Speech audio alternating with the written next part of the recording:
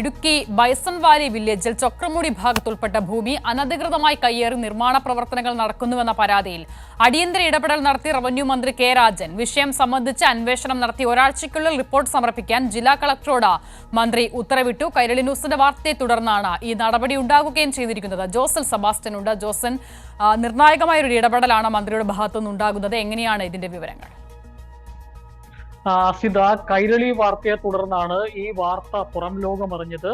ഈ Chokramudi bison Valley വില്ലേജിലെ ചൊക്രമുടി മലനിരകളിൽ ഏക്കർ കണക്കിന് കയ്യേറ്റ ഭൂമിയാണ് ഭൂമാഫിയ കയ്യേറിയത്.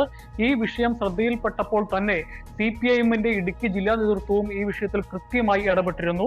നമ്മളുടെ ആദ്യ സ്റ്റോറി ഇതിൽ വരുമ്പോൾ തന്നെ CPIM-ന്റെ ഇടുക്കി ജില്ലാ സെക്രട്ടേറിയറ്റ് അംഗം ശൈലജ സുരേന്ദ്രനാണ് അതിൽ ബൈറ്റ് നമുക്ക് നൽകിയത്.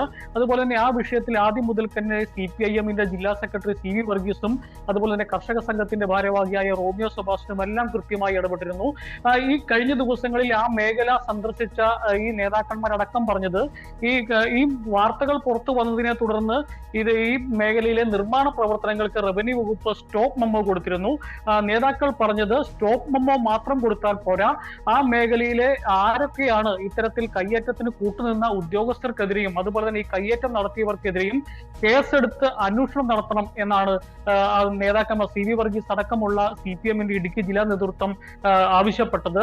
ഏതായാലും കൃത്യമായ സർക്കാർ തലത്തിൽ മുഖ്യമന്ത്രിയോടും അതുപോലെ തന്നെ റവന്യൂ വകുപ്പിനോടും എല്ലാം ഇടുക്കി ജില്ലയിലെ നേതാക്കന്മാരുടെ ഭാഗത്തു നിന്ന് ഇടപെടൽ ഉണ്ടായതിനെ തുടർന്ന് തന്നെയാണ് ഇപ്പോൾ റവന്യൂ മന്ത്രി കെ രാജൻ ഇത് സംബന്ധിച്ച് കൃത്യമായി അന്വേഷണം നടത്തി റിപ്പോർട്ട് സമർപ്പിക്കാൻ ഇടുക്കി ജില്ലാ കളക്ടറോട് ആവശ്യപ്പെട്ടിരിക്കുന്നത്. അതിന്റെ അടിസ്ഥാനത്തിൽ ഒരാഴ്ചയ്ക്കുള്ളിൽ റിപ്പോർട്ട് സമർപ്പിക്കാനാണ് ആവശ്യപ്പെട്ടിരിക്കുന്നത്.